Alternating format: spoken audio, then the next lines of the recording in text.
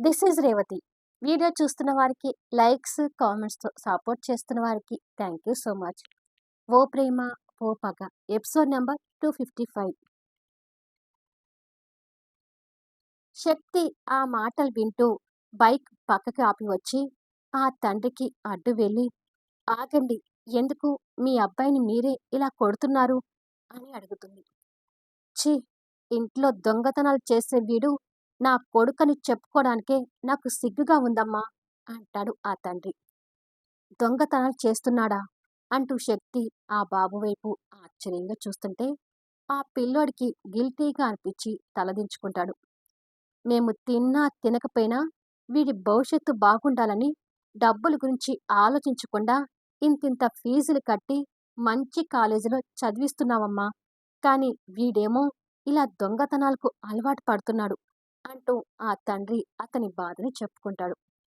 Student తల్లి కూడా బాధపడుతూ, కొడుకు ప్రయోజకుడు కావాలని కోరుకుంటూ ఉంటే వీడు దొంగతనాలు చేస్తుంటే భయంగా ఉందమ్మా. అందుకే ఆయన కోపాన్ని కంట్రోల్ చేసుకోలేక వీడిని ఇలా కొడుతున్నాడు అని చెప్తుంది. ఏం బాబు, మీ అమ్మా నాన్న బాధపడుతుంటే నీకు సంతోషంగా ఉందా అని అడుగుతుంది శక్తి. వాడు ఏమీ మాట్లాడకుండా తలదించుకుంటాడు. డబ్బు దొంగతనం చేసి ఆ డబ్బులతో ఏం చేస్తున్నావు అని అడుగుతుంది శక్తి.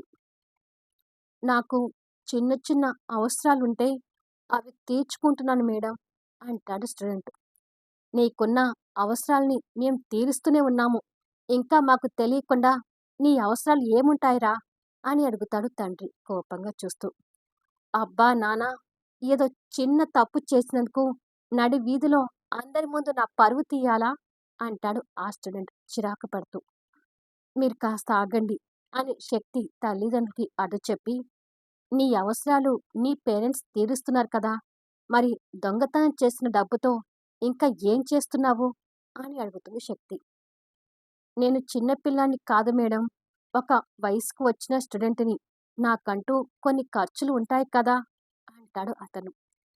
నీకంటూ ఖర్చులంటే నీకు గర్ల్ ఫ్రెండ్ ఉందా? తన కోసం ఖర్చు పెడుతున్నావా అని అడుగుతుంది శక్తి. అబ్బే, అదేమీ లేదు మేడం. నేను దొంగతనం చేసిన డబ్బులు నా చదువు కోసమే ఖర్చు పెడుతున్నాను అంటాడు. వీరికి గర్ల్ ఫ్రెండ్ ఏంటమ్మా, అదేమీ లేదులే అంటాడు తండ్రి. చూడు బాబు, నీకు ఖర్చులుంటే పలానా ఖర్చు ఉందని నీ తల్లిదండ్రులకి చెప్పి డబ్బు తీసుకో. అలా కాదని దొంగతనాలు చేస్తే మాత్రం నీ ఫ్యూచర్ నిజంగానే నాశనం అవుతుంది.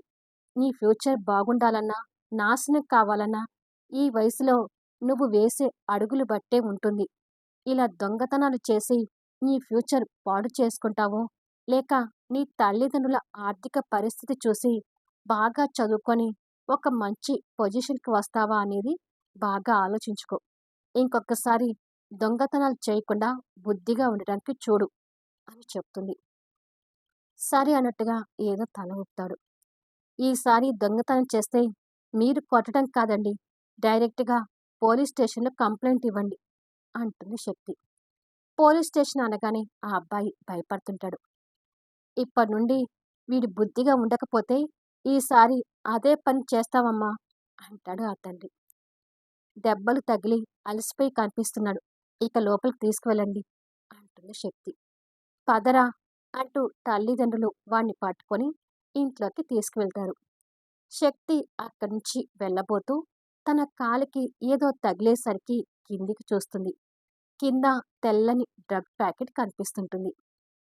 ఏంటిది అని అనుకొని ఆ ప్యాకెట్ చేతిలోకి తీసుకొని చూసి దానిని పరీక్షగా చూసేసరికి అది డ్రగ్ అని అర్థమై, మై గాడ్ అని అనుకొని తల్లిదండ్రులతో కలిసి వెళ్తున్న ఆ బాబు వైపు చూసి ఆ బాబుని పిలవబోయి మళ్ళీ అతని తల్లిదండ్రులను చూసి వెనకాడి, ఇప్పుడొద్దులే, ఈ డ్రగ్ ప్యాకెట్ గురించి వాళ్ళ అబ్బాయిని అడిగితే ఆ తల్లిదండ్రులు ఇంకా కంగారు పడతారు అని అనుకుంటుంది. సామ్రాట్ అన్నట్టుగానే భరత్ ఓ 4 మూరలు మల్లెపూలు పట్టుకొని ఇంటికి చేరుకుంటాడు. అదే ఆనందంతో మల్లెపూలు పట్టుకొని సౌమ్య రూంలోకి వెళ్ళేసరికి సౌమ్య అప్పుడే స్నానం చేసి శారీ కట్టుకొని ఇంకా తడిగా ఉన్న మొహాన్ని తుడుచుకుంటూ ఉండగా భరత్ తనని చూసి నవ్వుతూ చేతుల్లో మల్లెపూలు పట్టుకొని సైలెంట్‌గా తన వెనుకగా వెళ్ళి తన వాలు జడలో మల్లెపూలు పెడుతుంటాడు. వెనక ఏం జరుగుతుందో సౌమ్యకి కరెక్ట్‌గా తెలియక ముందల ఉన్న అద్దం వైపు చూసేసరికి వెనుకగా భరత్ తనకి మల్లెపూలు పెట్టడం కనిపిస్తుంటుంది. అది చూసి ఆశ్చర్యపోతూ "ఏంటి బావా ఇదంతా?" అని అడుగుతుంది అద్దంలో నుంచి భరత్‌ని చూస్తూనే. భరత్ కూడా అద్దంలో నుంచి తన మొహాన్ని చూస్తూ "కనిపిస్తుంది కదా! ఇంకా అడుగుతున్నావేంటి?" అంటూ నవ్వుతూ తన జడలో పెట్టిన మల్లెలను సరిచేస్తుంటాడు. "కనిపిస్తుంది బావా!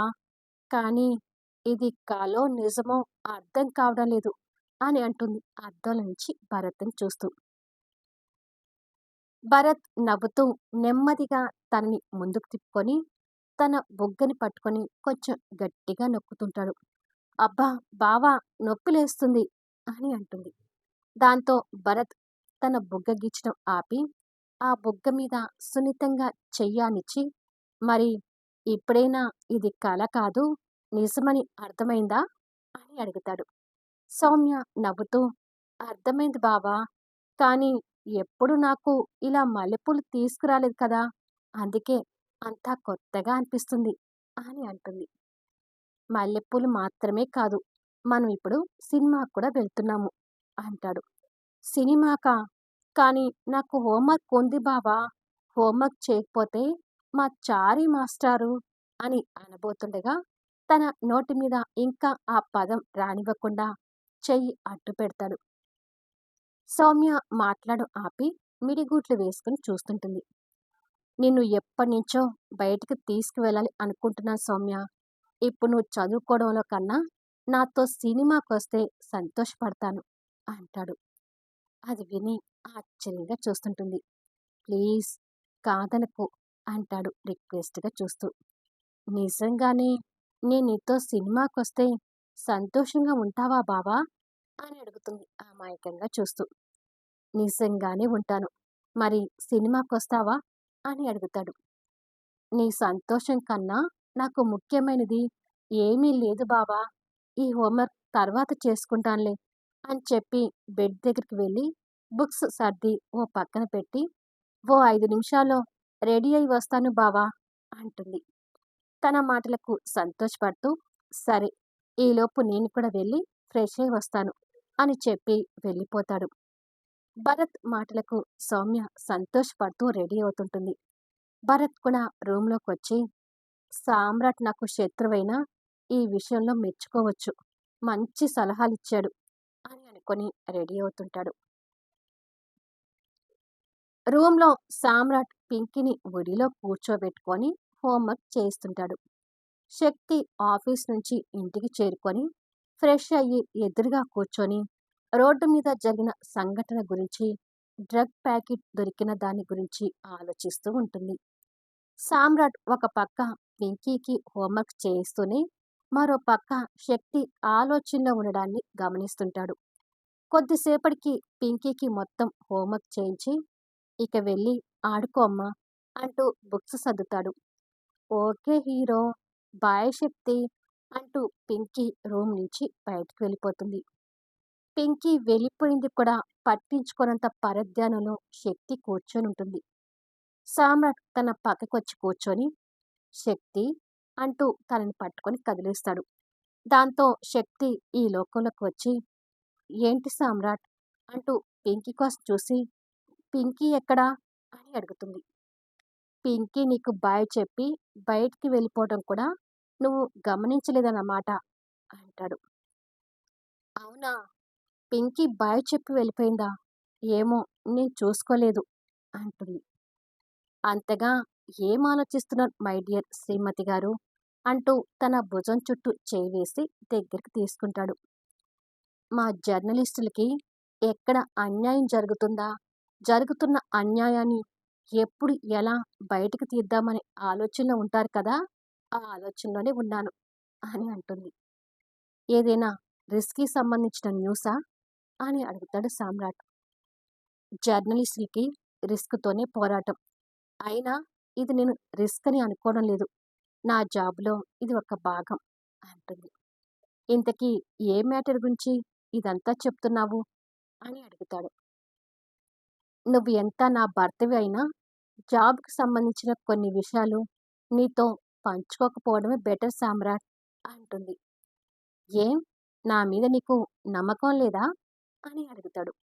ఏమో, మా మీడియాలోనూ, మా పత్రికలోనూ రాబోయే న్యూస్‌ని నువ్వే వేరే మీడియా వారికి చేరవేస్తే అని అడుగుతుంది కొంటెగా నవ్వుతూ. అవునవును. నా బిజినెస్ వర్క్ మానుకొని నీ న్యూస్‌ని వేరే మీడియాకి అప్పజెప్పడమే నా పని అని అంటాడు చిరుకోపంగా. ఆ కోపం చూసి శక్తి నవ్వి సామ్రాట్ 2 బుగ్గలు పట్టుకొని మురిపెంగా నొక్కుతూ, జర్నలిస్ట్‌గా నేను ఎదుర్కోబోయే సంఘటనలన్నీ నాకు మామూలే సామ్రాట్. చిన్న చిన్న విషయాలన్నీ నీకు చెప్పి నేను నిన్ను టెన్షన్ పెట్టించలేను అని అంటుంది. ఏదైనా రిస్క్ ఉంటే ఆలోచించకుండా చెప్పు శక్తి అంటాడు. అదేమీ లేదులే అని అంటుంది. ఇక నువ్వు చెప్పవని అర్థమైంది. బట్ జాగ్రత్తగా ఉండు. ఈ విషయమైనా తెలివిగా హ్యాండిల్ చేస్తూ వెళ్ళు. విజయం నీ వెంటే ఉంటుంది అంటాడు. తప్పకుండా అంటుంది శక్తి. అన్నట్టు నీకొక తమాషా విషయం చెప్పనా అని అంటాడు సమ్రాట్.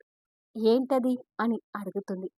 సౌమ్యతో కలిసి ఉండటానికి నాకేదైనా సలహాలు చెప్పు అంటూ భరత్ నాకు ఫోన్ చేశాడు అంటాడు. నీకు ఫోన్ చేశాడా? విచిత్రంగా ఉందే అని అంటుంది ఆశ్చర్యపోతూ. ఎవ్వరికీ చెప్పుకోలేక అతని బాధని నాకు చెప్పుకున్నాళ్లే. నాకు తోచిన సలహాలు నేనిచ్చాను.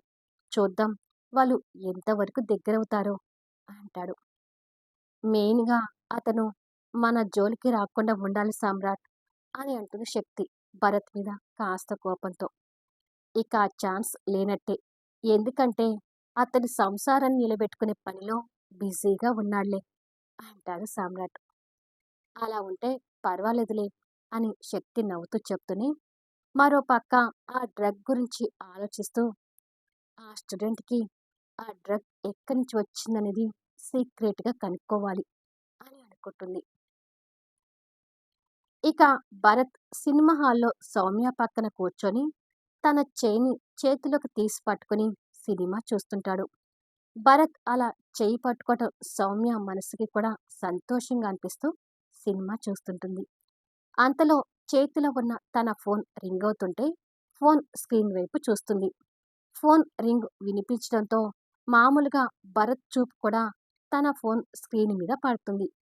స్క్రీన్ మీద చారీ మాస్టర్ కాలింగ్ అని కనిపిస్తుంటుంది. మళ్ళీ నెక్స్ట్ వీడియోలో కలుద్దాము. ఆ కాల్ చూసి భరత్ రెస్పాన్స్ ఏంటి? సౌమ్య ఆ కాల్ లిఫ్ట్ చేసి మాట్లాడుతుందా? భరత్ చారీ మాస్టర్ దగ్గర నుంచి ట్యూషన్ ఎలా మాన్పిస్తాడు? ఆ డ్రగ్ న్యూస్ సేకరించే వ్యవహారంలో శక్తి ఏదైనా రిస్క్‌లో పడనుందా? తెలుసుకోవాలి అంటే అద్భుతమైన సన్నివేశాలతో ఆసక్తికరంగా సాగిపోయే కథా వీడియోస్‌ని మిస్ కాకుండా చూడండి. కథ నచ్చితే లైక్ చేయండి, కామెంట్ షేర్ చేయండి, సబ్స్క్రైబ్ చేసుకొని ఛానల్ షేర్ చేస్తూ సపోర్ట్ చేయండి. Thanks for listening.